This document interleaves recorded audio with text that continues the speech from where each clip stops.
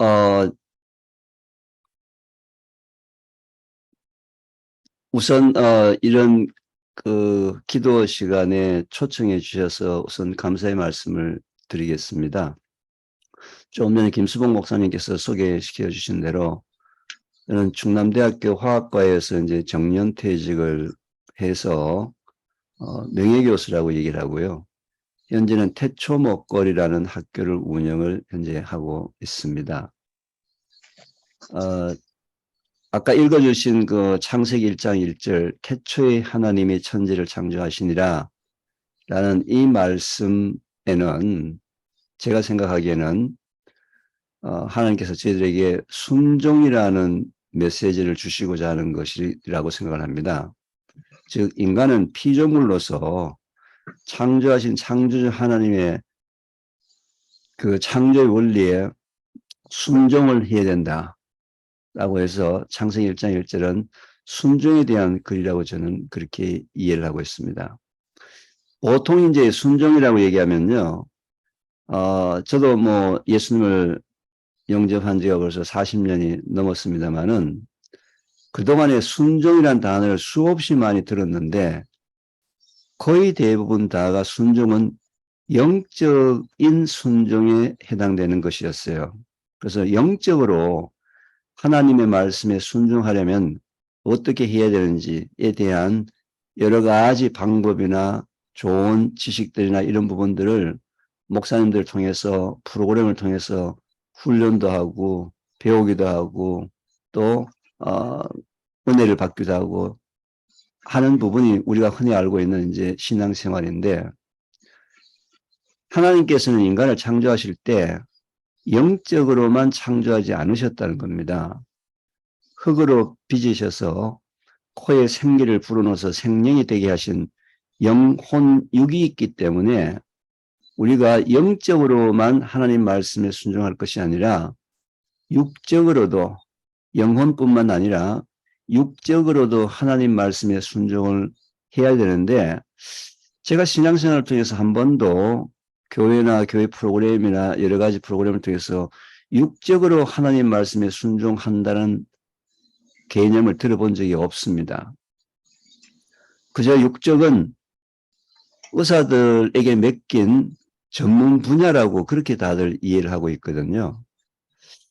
근데 제가 어떤 그 개인적인 계기로 어떤 계기를 맡고 난 다음에 믿는 사람으로서 제가 다시 한번 제 신앙생활이나 제 주위에 있는 분들을 돌아봤을 때 하나님이 태초에 천지를 창조하실 때 인간을 제6째 날 마지막 날 창조를 하시면서 분명히 영적으로만 아니라 육적으로도 하나님께서 이 우리의 몸을 어떻게 관리하고 사용을 하라라는 하나님의 말씀이 분명히 있었을 텐데 이런 부분에 대해서 제가 창세기 말씀을 비롯해서 저는 전공이 분석화학입니다. 화학 중에서도 분석화학인데요.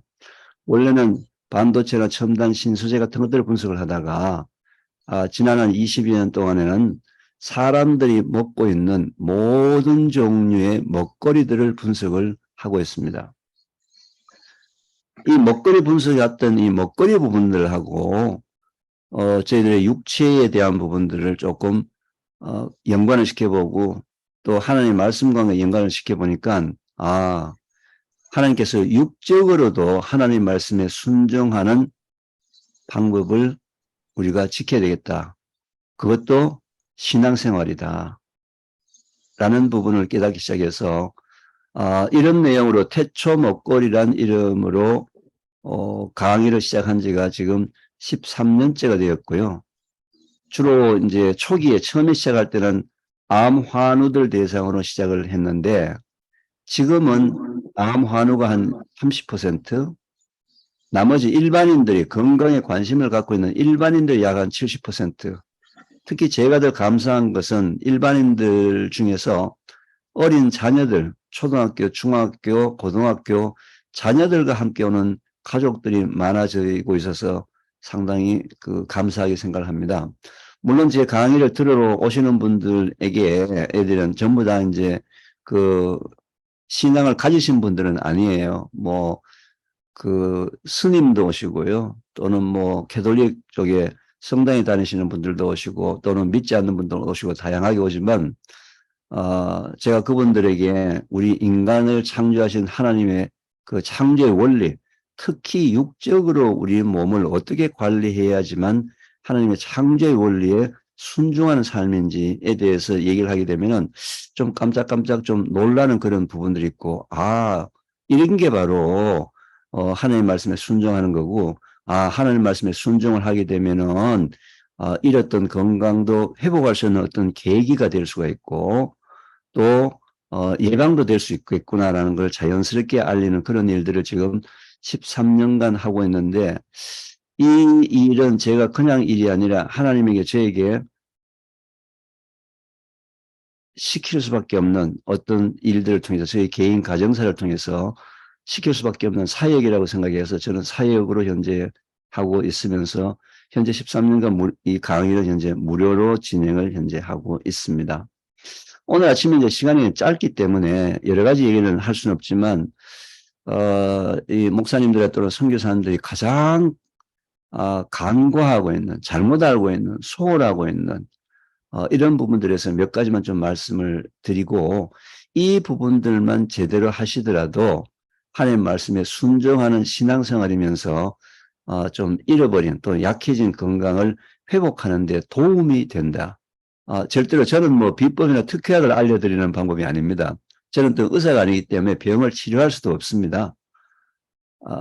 하나님의 창조의 원리에 따라서 우리가 어떻게 몸을 관리해야 되느냐에 대한 부분들만 좀 짧게 몇 가지만 말씀을 드리겠습니다. 김연아 선수입니다. 이렇게 아름다운 김연아 선수는 우리의 몸에 말이죠. 간단한 부분, 뼈를 분석해보면 토양하고 화학적 성분이 동일합니다. 우리 인체는 액체의 성분을 분석해 보면요. 바닷물의 성분과 동일합니다. 화학적 성분이요. 그래서 인간은 자연의 한 부분이고요. 하나님께서 이 자연의 재료를 사용해서 창조하셨다는 거예요. 그래서 우리 인간을 흙집이라고 표현합니다. 흙집. 여러분 살다 보면 흙집은 말이죠. 고장이 나면 수리도 하고 하는 게 이게 흙집입니다. 저도 이제 집 지은 지가 좀 오래되다 보니까 말이죠. 저희 2개월한 이게 집인데요. 이 2개월한 집인데 문패는 없지만 그래도 2개월한 집으로 알고 있고요. 2개월한 집도 집 지은 지가 좀 오래되다 보니까 위에 지붕 색깔도 많이 이렇게 희끗희끗하게 많이 색깔 많이 발했고요. 2개월한 집은 말이죠. 또 사용하다가 창문이 고장이 났는데 창문 고칠 재주가 없어가지고 할 수 없이 이렇게 이중창을 해서 덧창문해서 이렇게 달고 다닙니다. 그런데 이 인간의 흙집은 말이죠. 반드시 흙으로부터 영양성분을 공급받아야지만 살도록 되어 있는 그런 존재인데, 아침에도 흙 먹고 점심 때도 흙 먹고 흙 먹는 모습이 얼마나 안타까우셨는지 하나님이 흙 속에 있는 인간한테 필요한 영양성분을 공급해 주기 위해서 셋째 날 이 식물을 창조하셨거든요. 식물이 하는 역할은 매우 단순합니다. 이네들이 이 세상에 존재하는 이유는요. 뿌리를 땅 속에 내리고 뿌리를 통해서 흙 속에 있는 영양성분 중에서 인간한테 필요한 영양성분들만 선택해서 골라서 뽑아가지고 잎이나 열매나 줄기에다가 농축해서 우리한테 전달해주는 역할을 하는 것이 바로 식물입니다. 그래서 인간들이 안 먹을까 싶어서 이제 거기다가 색깔 강조하기 위해서 먹으라 강조하기 위해서 색깔도 집어넣고요. 빨간색, 노란색, 주황색, 초록색. 그리고 또 단맛, 과일맛, 향을 집어넣어서 사람들이 먹기 좋게 이렇게 만들었습니다. 그래서 이 지구상에 존재하는 어떤 종류의 식물은 반드시 존재 이유가 있다는 겁니다. 비록 인간들이 몰라서 그랬죠. 자, 이렇게 얘기하면 이제, 잡초도 이 세상에 존재를 해야 됩니까? 라고 질문하시는데요. 그렇습니다. 잡초가 없으면요, 인간은 멸망을 합니다. 아까 제가 토양 속에 있는 영양성분, 인간한테 필요한 영양성분이 있다 그랬는데 그 모든 영양성분들은 불용성, 물에 녹지 않는 성분으로 땅 속에 존재합니다. 왜냐하면은 수용성으로 되어 있으면 물에 비가 오게 되면 다 씻겨가지고 전부 다 강이나 바다로 다 가버리겠죠. 그럼 그 위에 자란 나무의 모든 열매는 영양성분이 하나도 없다는 거예요. 그러면 누군가는 불용성을 수용성으로 바꿔주는 역할을 하는 것들이 흙 속에 있을 텐데 그게 바로 흙 속에 있는 미생물들입니다. 미생물들이 모든 불용성을 수용성으로 바꿔주는데 미생물들이 땅속에서 존재를 하려면 반드시 공기가 있어야 되는데 땅은 20, 30cm만 밑으로 내려가게 되면 공기가 통하지 않습니다. 잡초의 특징이 뭡니까? 아무리 잎이 약하고 가냘프더라도 뿌리를 깊게 내려서 땅 속으로 공기를 공급해 줘가지고 땅 속에 있는 미생물들이 살게 만들어서 그래서 미생물들이 토양 속에 있는 인간한테 필요한 불용성 영양 성분을 수용성으로 적절하게 바꿔주는 역할을 바로 땅 속의 미생물들이 합니다. 그래서 잡초가 자라지 않는 땅은요 죽은 땅입니다. 대표적인 경우가 어디입니까? 사막입니다. 사막 잡초가 없죠. 그 생명이 살아갈 수가 없는 이유가 바로 토양 속에 미생물들이 없기 때문에 그렇습니다. 그래서 인간은 식물을 하나님께서 셋째 날 인간에게 영양성분을 공급해 주기 위해서 창조를 하셨는데 이 먹거리가 불과 인류 역사상 200년, 1900년 이후에 인간들이 모여서 집단적으로 살면서 대량 생산이 시작이 됩니다. 그전에는 주로 물물교환을 했었죠. 농사를 많이 짓는 분은 생선을 많이 잡는 고기를 많이 잡는 분하고 서로 바꿔먹는 물물교환을 했는데 사람들이 모여 살다 보니까 집단 생활을 하다 보니까 대량 생산이 시작됐고요. 소위 식품 산업이라는 이름으로 대량 생산이 시작된 지가 인류 역사상 불과 200년밖에 되지 않았습니다. 자, 이게 산업으로 바뀌다 보니까 경제성 원리가 도입이 됩니다. 최소의 투자에 최대의 이익을 남기는. 한번 생각해 보십시오. 지금 현재 전 세계에서 식품을 생산하시는 모든 사장님들이 우리의 건강을 위해서 먹거리를 생산할까요? 아니면 돈을 벌기 위해서 먹거리를 생산할까요? 돈을 버는 것이 우선순위 1번입니다. 그렇게 하다 보니까 먹거리가 점점점 보암직하고 먹음직한 선악과의 형태로 모든 먹거리가 이제 바뀌고 있습니다. 1차 농산물조차도 보기 좋게 먹음직하게 생산되는 것을 원하고요. 모든 가공식품들은 전부 보암직, 먹음직한 먹거리 쪽으로 가면서 선악과의 형태를 이제 띠고 있다는 거예요.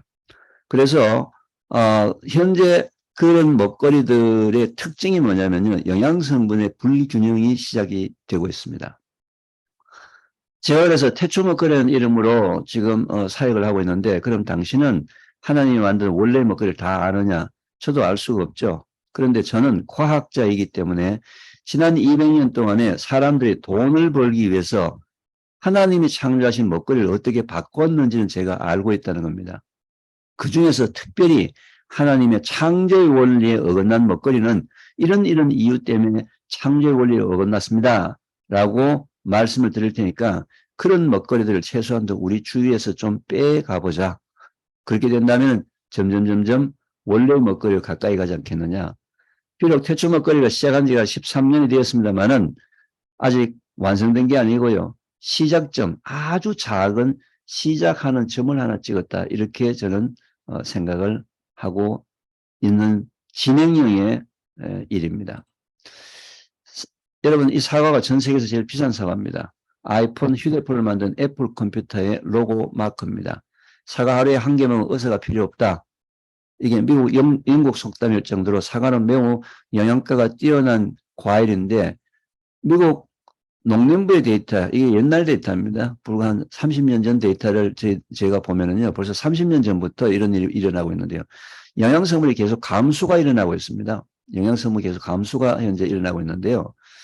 1914년 할아버지가 드셨던 사과 한 개 속에 포함되어 있는 철분 성분을 제가 지금 흡수를 하려면 저는 지금 사과를 거의 40개를 먹어야 되거든요. 그럼 지난 100년 동안에 무슨 일이 벌어졌다? 지난 100년 동안에 토양이 변했습니다. 토양 속에 미생물의 종류와 여러 가지 상태가 변해가지고 토양에는 철분이 있는데 그거를 수용순으로 바꿔서 사과까지 올리지를 못한다는 겁니다. 그 정도로 토양이 점점점 변화되고 있습니다. 이건 사과만의 문제가 아니고요. 현재 우리가 먹고 있는 모든 종류의 먹거리에 전부 해당되는 사항입니다. 지금 제가 하고 있는 사역은 말이죠. 기본이 회복되어야 된다. 하나님이 인간을 창조하시고 난 다음에 꼭 지켜야 될 기본을 주셨는데 이것을 성공해야 되겠다. 돈 많이 벌어야 되겠다. 좋은 대학 들어가야 되겠다. 뭐 등등 나름대로는 합리적인 이유를 내세워서 이 기본을 무시하거나 소홀하거나 또는 오해하거나 잘못 알고 있는 기본들이 너무 많더라고요. 그래서 이 기본은 특별히 우리의 먹거리, 생활 습관, 환경 이 세 가지의 기본, 특히 하나님의 창조의 원리에 맞는 기본 부분에 대해서 다시 원래대로 돌아가자. 하나님이 주신 창조의 원리대로 돌아가자라는 것이 현재 제가 하고 있는 태초 먹거리의 기본 생각입니다. 기본이 회복되게 되면요. 어떤 일이 벌어지냐면 하나님이 주신 가장 강력한 무기, 면역력입니다. 강력한 무기가 면역력입니다. 왜냐면요. 면역력은 모든 병의 시작은 면역력의 저하, 면역력이 떨어졌을 때 감기부터 암까지 모든 병은 시작을 합니다. 그리고 이 병에서 회복이 되려면요. 하나님이 주신 이 면역력을 원래 정상대로 회복을 하게 되면 회복할 수 있는 계기가 시작이 되는 거예요. 그래서 모든 문제가 면역력인데 지금 한국 사람들은 특히 면역력 부분에 대해서는 좀 심각합니다. 통계를 보시면요. 우리나라가 현재 평균 수명이 80세가 넘었다 해서 굉장히 좋아하는데요. 문제는 80세까지 살 때 3명당 1명이 암에 걸리는 나라가 대한민국입니다. 3명당 1명이 암에 걸리면서 80세를 산다는 거죠. 80세 사는 게 중요한 게 아니죠. 건강하게 80세를 살아야 합니다. 현재 우리나라 인구 10만 명당 45명의 대장암 환자가 있습니다. 전 세계 184개국 중에서 전 세계 1등입니다. 대장암 환자 가장 많습니다. 그런데 제가 가장 가슴 아파하는 통계는요. 현재 나이가 20세에서 40세, 20세에서 40세의 연간 대장암 발생률이 전 세계 1등입니다. 지금 이제 우리 20대가 지금 거의 무너지고 있다는 거죠. 근데 더 큰 문제는요. 저 45명 중에서 남자가 30명, 여자가 15명, 남자가 여자보다도 대장암 발병률이 2배가 더 높습니다. 대한민국 남자들은 현재 위기 상태예요. 우리나라가 현재 인구 10만 명당 77명의 결핵 환자, 결핵이 언제 걸리죠? 못 먹고 영양실조, 그리고 면역력이 떨어질 때는 가장 후진국 경병인데 OECD 국가 중에서 단연 1등입니다. 지난 20년 동안에 결핵 사망자 한 번도 1등을 빼앗겨 본 적이 없을 정도로 결핵으로 사망한 숫자가 OECD 국가에서 1위라는 거죠. 원래 유방암은요. 50세 넘어서 걸리는 병입니다. 그래서 미국은 40세 이하의 유방암 환자 숫자가 전체의 10에서 15%, 8, 90%가 50대, 60대, 70대, 80대인데 우리나라는 40세 이하의 유방암 환자 숫자가 전체의 50%입니다. 20대, 30대 대한민국에 사랑하는 이 한국의 여성들은 말이죠. 다른 나라에 없는 유방암 발병 원인에 지금 이제 노출이 되어 있습니다. 현재 이렇게 질적으로 육체적으로 심각한 문제가 있는데도 불구하고 사회적으로 전혀 이슈화가 되지 않았다는 데 대해서 저는 굉장히 안타까워합니다. 특히 제가 더 가슴 아파하는 것들은 오늘도 이게 선교사님들 모임인데 목사님, 사모님, 선교사님들이 아픈 분들이 너무 많다는 거예요. 너무 많다는 겁니다. 제가 감히 말씀드릴 수 있는 부분들은 말이죠. 영적으로 우리가 기도를 하면서 영육간의 균형 있는 강건함에 대해서 기도는 했는데 실제로 삶의 모습을 보면요. 영적으로 성령 충만한 생활에 대해서는 너무나 많이 노력을 하려고 하고 있고 알리려고 노력을 하는데 육적으로 성령 충만한 그런 삶은 굉장히 무시하는 삶을 살고 있는 것 같아요. 선교사님들 자기 몸이 바스러져 가지고 자기 몸이 거의 육적으로 바닥이 될 때까지 하나님의 사역을 해야지만 이게 성령 충만한다고 생각하는데 저는 그렇게 생각하지 않습니다.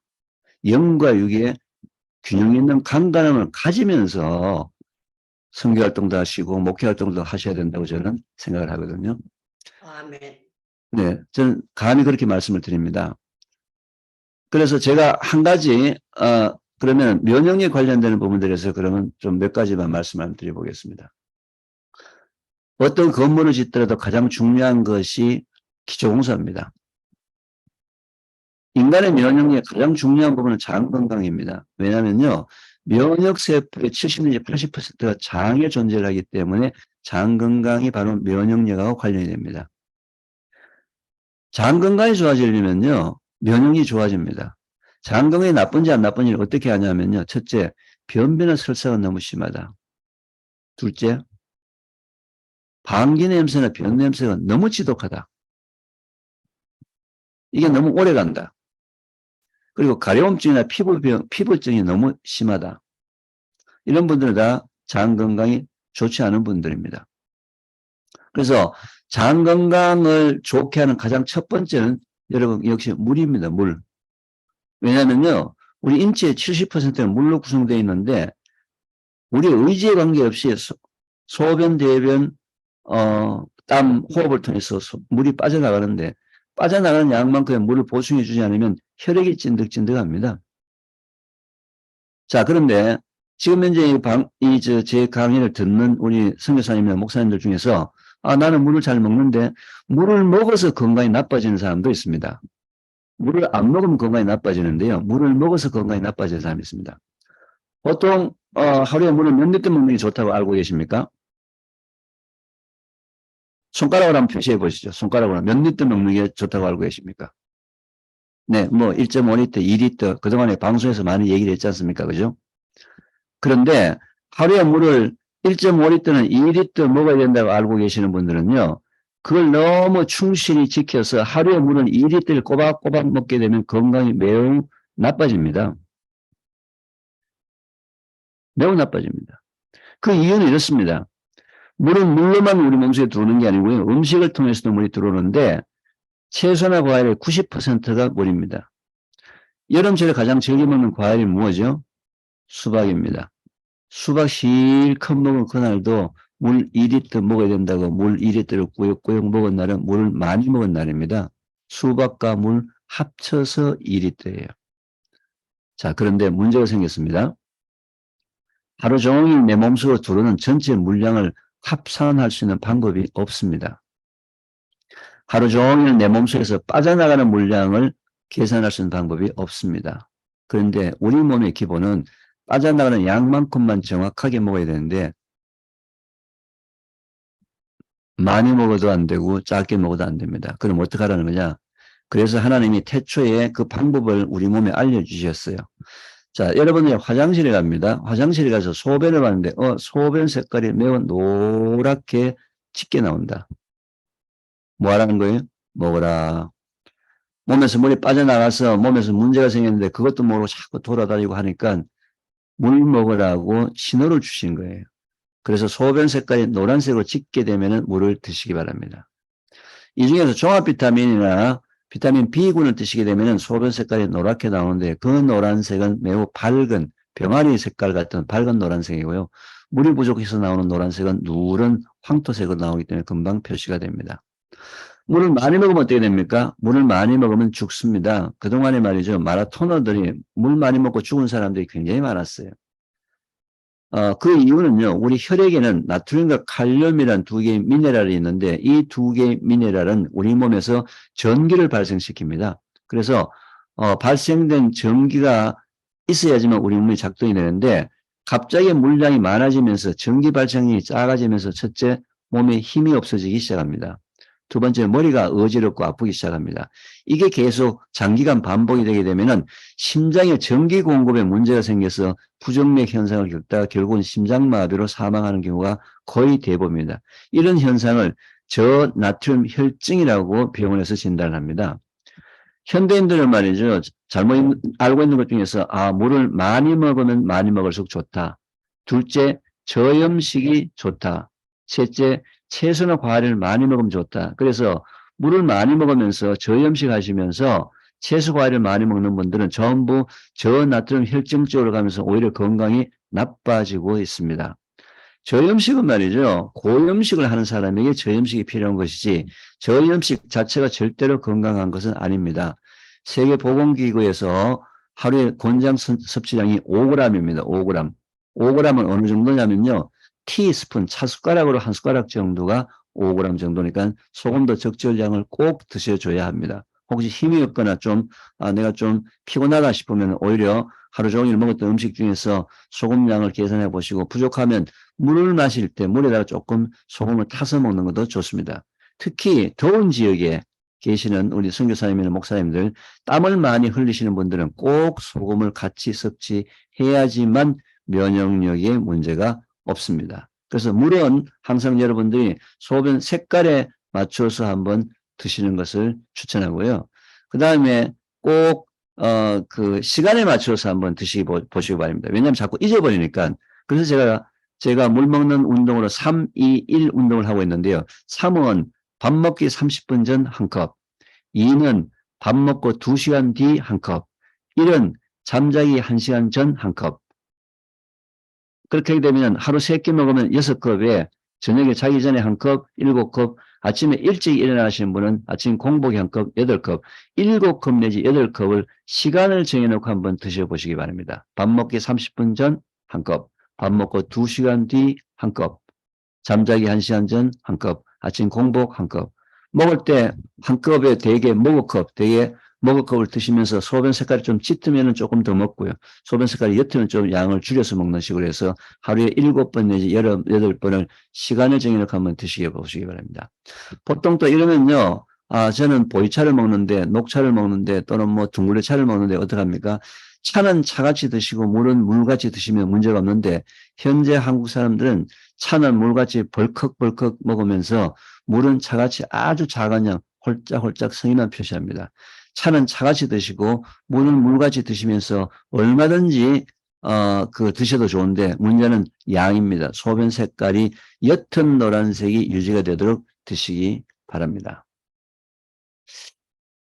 그 다음에는요, 여러분 입속에 치아가 몇 개가 있는지 아십니까? 총 32개가 있습니다. 32개 중에서요, 송곳니가 4개가 있습니다. 그리고 앞니가 8개가 있습니다. 그럼 총 12개를 빼면은 32개에서 12개를 빼게 되면은요, 20개가 뭔지 아시죠? 어금니입니다. 왜 맷돌 같은 어금니를 20개나 입속에 하나님이 주셨을까요? 왜 주셨겠어요? 씹으라는 겁니다. 음식을 씹으라는 거예요. 그런데 씹지 않습니다. 왜요? 바쁘니까요. 빨리 먹고 설교하러 가야 되고, 빨리 먹고 전도하러 가야 되고, 빨리 먹고 돈 벌러 가야 되고, 빨리 먹고 학원에 가서 1점이라도 더 맞아서 좋은 대학 들어가야 되겠고. 자, 빨리 먹으면 어떤 일이 벌어지는지 한번 보겠습니다. 우리가 밥도 고구마, 감자 같은 음식들은 먹으면 탄수화물이라고 이야기합니다. 탄수화물이 입을 통해서 잘게 부셔져 가지고 위에 들어옵니다. 위에 들어가지고 2시간 동안 위를 막 주물러 가지고 죽을 만들어냅니다. 죽을 만들어서 찔끔찔끔 소장으로 보내가지고 소장 속에 들어가서 우리가 먹었던 음식이 우리 몸속으로 흡수가 됩니다. 이걸 소화 흡수 과정이라고 얘기하는 거거든요. 그래서 소장에서 흡수가 일어납니다. 거의 대부분의 모든 영양성분들은요. 소장에 대문이 있다는 얘기입니다.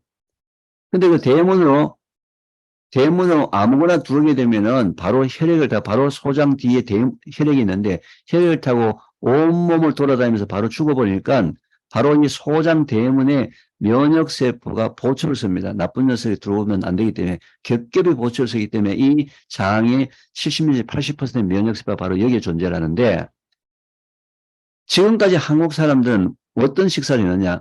위를 만족하는 양적 식사, 배가 부르면 다 좋은 음식이라고 생각했어요.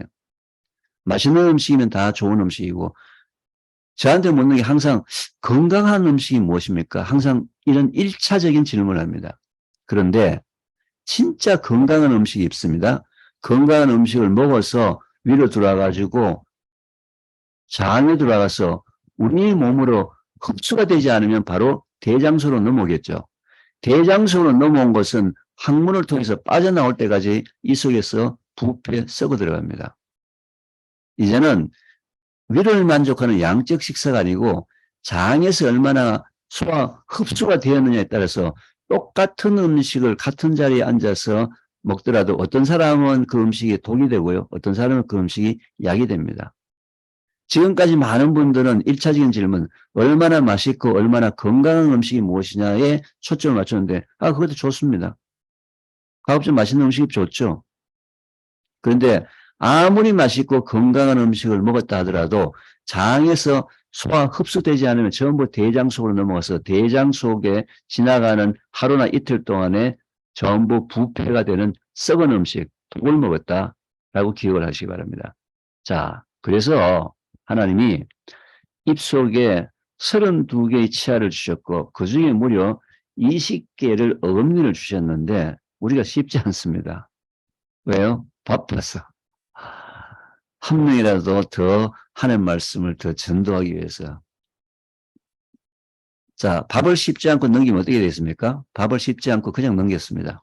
넘기면은 위는 아까 제가 말씀드렸지만 주물러 가지고 죽을 만들어내는 역할을 하거든요. 2시간 동안에. 자, 우리가 먹었던 탄수화물, 밥, 떡, 고구마, 감자, 국수, 빵 같은 것들을 탄수화물이라고 하는데 탄수화물은 덩어리가 매우 큽니다. 커서 소장에서 소장 이 대문을 통과할 수 없어요. 그래서 이걸 잘게 부셔가지고 뭘 만든다? 포도당을 만듭니다. 포도당이란 작은 단위가 되었을 때 비로소 소장에서 흡수가 일어나거든요. 크기가 작아졌으니까. 그래서 소화 과정이라는 얘기는 이 탄수화물 큰 덩어리를 잘게 부셔가지고 작은 포도당을 만들어서 소장에서 포도당이 흡수가 되어서 우리 혈액 속으로 들어오게 만드는 이게 소화 흡수 과정인데 탄수화물을 포도당으로 분해하려면 반드시 탄수화물 분해 요소 아밀라제라는 분해 효소가 있어야지만 탄수화물이 조각조각 날 수가 있습니다. 그런데 이 아밀라제라는 이 분해 효소, 탄수화물 분해 요소는요, 하나님께서는 위에서는 한 방울도 나오지 않게 했습니다. 탄수화물 어디만 나오는지 아세요? 침 속에만 탄수화물을 하나님이 넣어 놓으셨어요. 침은 언제 나옵니까? 씹을 때만 나옵니다. 씹을 때만 나옵니다. 자, 바쁘다고 안 씹고 그냥 밥을 넘겼어요. 또는 바쁘다고 미숫가루 그냥 만들어서 삼켰어요. 미숫가루 그냥 마셨어요. 그냥 마시게 되면은 위 속에 들어오게 되면은 위에서 2시간 동안 주물릅니다. 주물르죠. 그리고 내려갈 때는 그대로 죽이 내려가는 거예요. 밥이 분해돼서 탄수화물이 분해돼서 포도당이 내려가야 되는데 밥 그대로 내려갑니다. 장의 온도가 39도, 40도입니다. 이 뜨거운데 죽이 그냥 내려갔어요. 뭐가 됐습니까? 짬밥통이 되었습니다. 짬밥통이 되어가지고 여기서부터 부패가 시작됩니다. 그래서 이런 사람의 특징이 방귀 냄새가 지독한 겁니다. 변 냄새가 지독한 겁니다. 왜 방귀 냄새가 변 냄새가 지독합니까? 내가 먹었던 음식이 지금 이제 장 속에서 썩어 들어가서 부패가 되고 있는데 그것도 모르고 자꾸 돌아다니고 하니까 얘야 너 아까 먹었던 거 속에서 썩는다. 알려주려고 방귀 냄새나 변 냄새가 심각하게 독한 부패된다는 증거예요. 자, 이제는 말이죠. 위를 만족시키는 양적 식사가 아니고 아무리 작게 먹더라도 장 속에서 100% 흡수가 되고 소화가 되어야지만 면역력이 정상 기능을 할 수 있다는 거죠. 면역력이 영양성분이 들어가야 되는데 이 속에 장 속에 지금 면역세포가 7, 80%가 장 속에 있는데 장 속이 계속 부패가 되는 환경이 되게 되면 면역세포가 제대로 활동을 할 수 있을까요? 활동할 수 없습니다. 반드시 천천히 드셔야 합니다. 천천히. 씹으면 씹을수록 소화가 더 잘 되겠죠. 침이 많이 나오니까요. 아니 하나님 왜 어차피 음식이 위 속에 들어가서 2시간 머무는데 위에서 아밀라제라는 소화 요소가 나오게 만들었으면 우리가 바쁠 때 그냥 바로 후닥닥 집어넣고서 위로 어차피 2시간 머무니까 그때 소화 요소를 내가지고 천천히 소화시키면 우리가 얼마나 세상을 편하게 살 수 있습니까? 하나님 왜 우리 몸을 이렇게 창조하셨습니까? 모르죠. 왜 위에서 소화 요소를 안 내게 했을까? 위에서는 어떤 소화 요소를 내게 만든지 아세요? 하나님께서 위에서는 우리가 고기를 먹었을 때 들어가는 단백질과 지방을 분해하는 효소는 위에서 나오도록 하셨어요. 탄수화물의 분해 요소는 침 속에만 만들어 놨습니다. 침 속에만. 침은 씹을 때만 나오는 거예요. 음식을 천천히 씹어서 먹는 것도 하나님의 창조의 원리에 순종하는 거룩한 신앙생활입니다. 거룩한 신앙생활입니다. 왜요? 쉽지 않게 되면 그 먹었던 음식이 전부 장소에 들어서 동의되어서 하나님의 성령이 거하는 성전에 지금 독소를 만들고 있습니다. 자, 그러면 내가 시간이 없는데 그러면은 시간이 없는데 어떻게 하느냐? 한번 여러분 시행 한번 해보십시오. 천천히 먹게 되면요. 작은 양을 드시더라도 포만감이 생깁니다. 그게 또 하나님의 창조의 원리예요. 왜냐하면 이렇습니다. 보세요. 위가 말이죠. 음식을 꽉 채워가지고 주물르게 되면 막 위로 삐져나오고 밑으로 삐져나오겠죠. 그죠? 막 나오지 않습니까? 그죠? 그래서 항상 이 70%까지 음식이 채워져서 빈 공간을 두고 그 다음에 주물르도록 그렇게 하나님께서 창조를 하셔서 70% 되는 위치에 센서를 붙여놨습니다. 센서를 붙여놔가지고요. 음식이 요 70%까지 딱 차면은요. 뇌에다가 샀습니다. 네, 음식이 찼습니다 하고 그 센서가 반응을 보내면 뇌에서 신호를 보내가지고 렙틴이라는 호르몬이 나오게 만들어서 갑자기 식욕이 순간적으로 없어지게 만듭니다. 근데 이 센서가 작동되는 시간이 밥 먹은 후 10분이나 15분 뒤에 센서가 작동이 됩니다. 밥을 일찍 드시는 분들은요. 센서 작동되기 전에 항상 밥을 위를 가득가득 채우는 거죠. 천천히 드시면 천천히 드실수록 음식을 많이 먹을 수가 없습니다.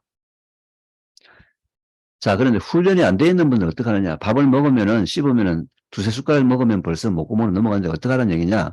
그런 경우에는 말이죠. 훈련이 필요한데 마찬가지 훈련이 필요한데 어떤 훈련이요? 식사를 하시기 전에 반드시 자기가 제일 좋아하는 샐러드 한 접시를 먼저 먹습니다. 밥을 아무리 빨리 먹는 사람도요. 샐러드의 그 양상추를 안 씹고 삼킬 수가 없어요. 당근을 안 씹고 삼킬 수가 없습니다. 반드시 반찬류나 샐러드 한 접시를 먼저 드시기 바랍니다. 샐러드 한 접시를 먼저 드시게 되면은 자기 몸에서 씹는 것이 자연스럽게 습관을 들이는데 걸리는 시간이 보통 6개월에서 한 2, 3년이 걸립니다. 그래서 천천히 씹어서 침을 충분히 만들어서 먹는 음식이 바로 육적으로 하나님 말씀의 창조의 원리에 순종하는 방법입니다. 지금까지 우리가 배고픔의 굶주림에서 벗어나기 위해서 한국 사람들이 배만 부르면 좋은 식사라고 생각했는데 아닙니다. 이제는 위를 만족하는 양적 식사가 아니고 장을 만족시키는 질적 식사를 하셔야지만 몸에 특히 장에 있는 면역세포에게 영양성분을 제대로 공급하고 부패 환경을 만들어주지 않는다는 겁니다. 가장 중요한 거거든요. 지금 벌써 시간이 저한테 제가 얘기한 시간이 벌써 많이 지났는데 제가 한 가지만 더 좀 말씀을 드리고 좀 제 강의를 일단 오늘은 제가 중단을 하는 게 좋겠습니다. 당 속에 결국은요, 유익균, 유해균, 중간균이 있는데요. 유익균의 숫자를 계속 늘려주는 게 좋습니다. 유익균의 숫자를 늘려줘야지만 장 건강이 좋아지는데 그럼 외부에서 유익균을 넣어줘야 되는데요. 외부에서 유익균을 넣어주는 방법 중에서 여러분 가장 알고 있는 유산균, 상업적 유산균 그건 말이죠. 현재 상업적으로 19가지가 허가가 되어 있습니다. 락토바실러스, 비피테스 이런 것들이 한 4개, 5개, 6개 섞어가지고 유산균을 하는데 지금 거의 모든 목사님이나 선교사님은 유산균 제품을 잡수고 계실 거예요. 그런데 그 유산균은요, 거의 여러분 생각만큼은 효과가 없습니다. 왜냐하면요, 현재 여러분이 잡수고 계시는 그 모든 유산균들은 거의 대개다가 죽은 균, 사균입니다. 왜? 위를 통과를 못해요. 위산이 거의 다 죽어버립니다. 다 죽어버리기 때문에 거의 사균을 하는데 사균도 부분적으로 조금 효과가 있지만 살아있는 균, 생균이 아니기 때문에 거의 효과가 없습니다. 그래서 유산균에 먹이를 공급해 줘야 되는데요. 유산균의 먹이를 프리바이오틱이라고 얘기하고요. 프리바이오틱이 바로 올리고당입니다. 올리고당. 그래서 음식을 조리할 때 사용하는 주부들이 사용하는 올리고당 또는 올리고당이 많이 포함되는 양파, 마늘, 약혼, 바나나, 콩 뭐 이런 올리고당을 드시게 되면은 이 그 포도당은 다 소장에서 흡수가 일어나고요. 대장 속으로 넘어가는 것이 바로 올리고당입니다. 올리고당은 소장에서 흡수가 안 되고 대장 속으로 넘어가서 대장 속에서 분해가 되면서 올리고당이 분해가 일어나면서 대장 속에 있는 균들에게 모기가 일어나서 유익균의 숫자가 늘어나거든요. 근데 상업용으로 팔리고 있는 올리고당은 프락토 올리고당, 이소말토 올리고당인데 올리고당은 당도가 낮기 때문에 상업적에서는 보통 액상과당이나 설탕을 집어넣기 때문에 상업적으로 요리에 사용하는 올리고당을 구입할 때는 꼭 뒤에 라벨에서 100% 올리고당만 구입하시기 바랍니다. 아니면 이런 그 재료를 사용하시는데 근데 이 올리고당은요 효과가 3개에서 10개밖에 당이 붙어 있지 않기 때문에 이 초입에 대장 초입에만 균에게 먹이를 공급하고요. 행행결장, 하행결장, S결장, 직장 항문인데 우리나라 사람들 그 대장암 환자 중에서 직장암 환자가 제일 많습니다. 이 직장까지는 포도당 공급이 안 되는데요. 직장까지 포도당 공급이 되면 반드시 이눌린이라는 성분이 포함된 음식을 드셔야 돼요. 이눌린이 많이 포함된 음식이 우엉, 도라지, 더덕, 돼지감자, 고들빼기, 치커리와 같은 뿌리식품입니다. 이 세상에 하나님께서 뿌리식품을 만들어 놓은 이유가 대장 속에 있는 저 항문 끝에 있는 직장 가까이까지 그 먹이를 공급해 주기 위해서. 아시다시피 이 뿌리식품 요즘 젊은 친구들이 거의 안 먹죠. 그래서 젊은 친구들의 대장암 환자 숫자가 급증하고 있는 이유 중에 하나가 바로 대장 속에 유익균이 거의 없습니다. 그래서 우엉, 도라지, 더덕, 돼지감자, 고들빼기 같은 이 뿌리식품을 드셔야 되고요. 뿌리식품을 하나님께서 창조하신 이유가 바로 우리 대장의 건강을 위해서 만들었다. 근데 이것도요, 너무 많이 먹으면 설사가 납니다. 너무 많이 먹으면 설사가 나기 때문에 이 먹는 양은 자기 병원에 물은 정도를 가지고 조정하시기 바랍니다. 1세대와 2세대를 합친 것을 신바이오틱이라 가지고 좀 비싸게 팝니다.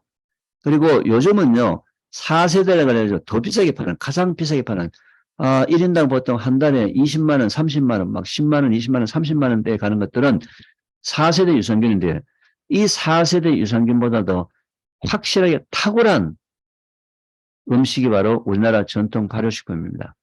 김치와 콩을 발효시킨 청국장입니다.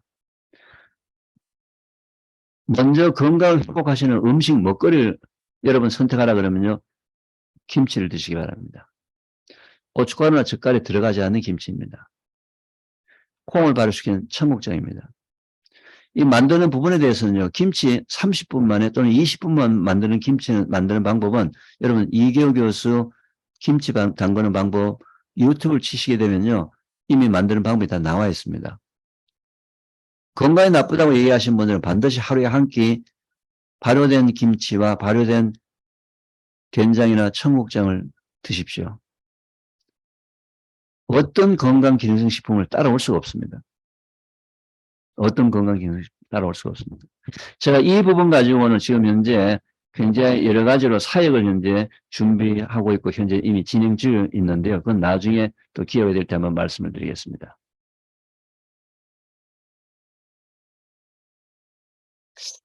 고기 부분은 제가 오늘 얘기를 하지 않겠습니다. 지금 이미 시간이 많이 지나가지고 누가 나중에 뒤쪽에 질문을 해주시면 고기에 대해서 좀 얘기를 하겠는데요. 고기에 대해서는 제가 질문을 하지 않고요. 스트레스도 결론만 말씀드리겠습니다. 지금 이제 선교사님들, 목사님들 스트레스 엄청 받으시죠? 어떻게 해결하세요? 기도하세요? 찬양하세요? 예. 그것도 포함은 부분적으로 되는데 하나님께서 주신 방법이 있습니다. 하나님께서 셋째 날 말이죠. 셋째 날 식물을 주셨는데 특히 그 중에서 칼라푸드를 주셨어요. 스트레스를 받았는지 안 받았는지 병원에 가서 소변이나 혈액 검사를 하게 되면요. 활성산소를 측정합니다.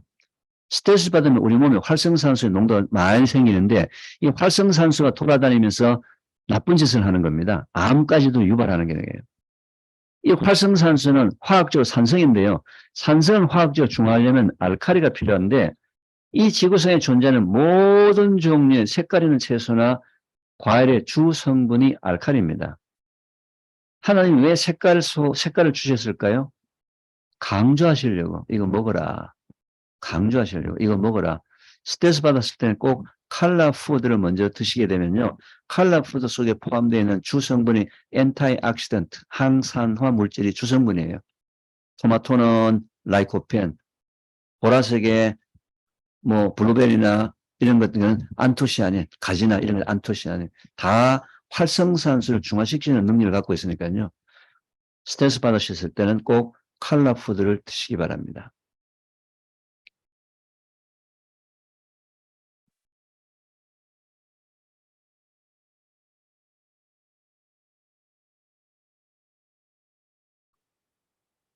하나님의 뜻이라는 성경 기절은 제가 신구약을 찾아보니까요, 33번이 나오더라고요. 그 중에 저한테 주신 가장, 주신 은혜스러운 말씀은 데살로니가서 5장 16, 17, 18절의 말씀입니다. 항상 기뻐하라, 쉬지 말고 기도하라, 범사에 감사하라, 이것이 그리스도 예수 안에서 너희를 향하신 하나님의 뜻이니라. 그런데 제일 처음에 항상 기뻐하라 했죠. 항상 기뻐하는 삶 속에 의과대 교수들이, 의대 교수들이 한번 실험을 해보니까요, 한번 웃을 때마다 면역력이 200배가 증강을 합니다. 웃을 때마다. 200배가 증강이 되고요. 코로나 바이러스 암세포 수억 마리가 죽습니다. 이게 하나님의 창조의 원리고 말씀의 원리라는 거죠.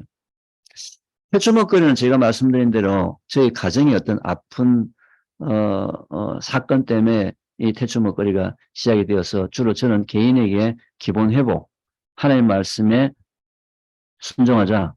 일반인들에게는 제가 하나님 말씀에 순종하자는 얘기를 못하겠죠. 방송에 나가서는. 자연의 법칙에 순종하자라고 얘기를 합니다. 일반 방송에 나가서는. 그렇게 해서 하나님이 창조하신 원리대로 우리 몸을, 기본을 회복하자. 그래서 우리 가정, 직장, 교회, 단체 같은데 좀 전달하자. 저는 일종의 하나님 사역으로서 전도를 하고 있는 중입니다. 근데 이제 올해 그동안에 제가 13년 동안 저 혼자서 말이죠. 이렇게 공감대 형성을 많이 했는데 상당히 공감대 형성을 많이 되었어요. 많이 되었는데 문제는 생활 습관이 하루 만에 안 바뀐다는 겁니다. 그리고 또 먹거리를 생산하고 가공하고 유통하는 이 시스템 쪽에서도 뭔가는 올바른 그 생산, 유통, 가공이 있어야 되겠다라고 생각하면서 이 태초먹거리 취지에 맞는 생산, 가공, 유통하는 사람들과 지금 현재 네트워크를 현재 형성을 하고 있는 중입니다. 그 중에 태초먹거리는 옥천에서 시작을 했고요. 또 대전센터가 있고요. 태초먹거리 책이 출판이 되었는데 2023년도부터서는 태초먹거리 지역센터가 오픈이 됩니다. 그 중에 첫 번째가 제주에서 오픈이 됐고요. 지금 준비하고 있는 군데가 몇 군데가 더 있고요. 광주, 부산, 포항 몇 군데가 더 있고, 감사하게도 현재 LA에서도 현재 준비를 하고 있는 중입니다. 그래서, 시드니 쪽에서도 요청이 있고요. 해외 쪽에도, 호주 쪽에도 요청이 있고, 지금 미국 쪽에서도 아까 말씀드린 LA 쪽에도 요청이 있고, 현재 지부도 요청이 있어서 그 지부의 지역센터에 사람들이 주기적으로 모여서 이 기본 회복에 대한 그 삶의 실천 운동을 하자라는 부분을 가지고 하는데 제주센터가 한 2주 전에 오픈이 되는데 상당히 벌써 거기서 여러 가지 그 활동이 많이 현재 진행이 되고 있는 중입니다. 하여튼 태초먹거리는 제가 말씀드린 대로 저희 가정의 아픔이라는 그 과정을 겪으면서 하나님께서 저에게 주신 사역으로 현재 하고 있는 사역인데요. 태초먹거리를 통해서 다음 세대에 하나님 주신 그 은혜와 말씀을 통해서 하나님의 말씀에 순종하는 것이 건강을 회복하고 유지하는 그런 방법이다라고 하는 것들을 가지고 다음 세대에다가 건강이라는 유산을 하나님의 이름으로 물려주는 그런 일이면 참 보람 있는 일이겠다라는 생각을 하면서 현재 사역을 하고 있습니다. 오늘 짧은 시간이지만 제가 말씀드린 그 물에 대한 부분들, 그 다음에 씹어먹는 것에 대한 부분들, 그 다음에 우리나라 발효식품, 그리고 칼라푸드, 이것들만 여러분들이 오늘 기본만 회복하시더라도 지금보다는 좀 더 나아지고 또 이길 수 있는 그런 능력이 생기지 않을까 이렇게 말씀을 드리면서 제 강의는 마치겠습니다. 네, 감사합니다. 네, 감사합니다. 우리 김인여 선교사님.